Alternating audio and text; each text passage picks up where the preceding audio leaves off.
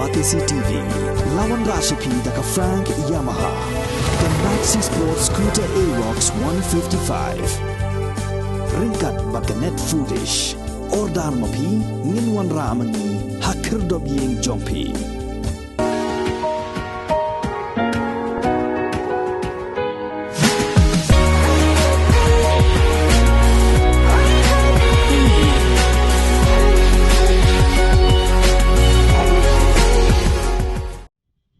Uba Don Kupar Sumer, ubalong UMDC Barim Jongka Umsning Constituency, ulalong ru, Working President Jongka UDP Ribhoy District, hakan ruterek ukalalengkot Arjar Arpulai, ulami nala yeng kemie, ringkat bat kihajar ngot kinong kersian jong banlet penyeso syakan National People's Party, nagabenta ban ai ke jeng kersian yo uba Jason S. Maulong, ubadang syurisan naga jenglong MLA Jongka Umsning Constituency, haka santerek ukalalengkot Arjar Arpulai, ban yakun naga parti NPP na Umsing Constituency haka election kaban sa long mentaos nem Arjar Pulai. Upa Don Kupar Sumer ulapan pau kadaw kapapelong yo uban mi nak UDP kaday na marba u persajur yakirkom trikam jong kinong yalam hapo ka parti kibambud ya kariti trikam jong ka parti bat khamtam ya karukom ai tikat jong ka parti kabano silyang hadu kata ata.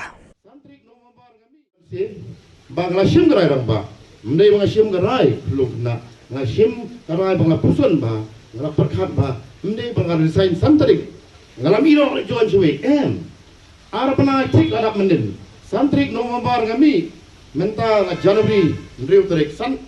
santrik menden arnai cek menden gadap, menta ngapuna ba, menta kasih ngenyemi ni sobhagi dan asaka kenyai nya khaman Nantungan pun sekali jongang nyebut lang free di sana dengan alibu lang hang tepo madan patarim bapendek daka UDP pada NPP nang don di UDP kado te ngan cete yali on lang nga ngap lang ke mga jikan hang te yali sana lang nga yok bensir ngam lek marwe ngan ngade unong lam ngade ulida ngan lek lang betinong pun kira sana denen yang NPP mo ha kokot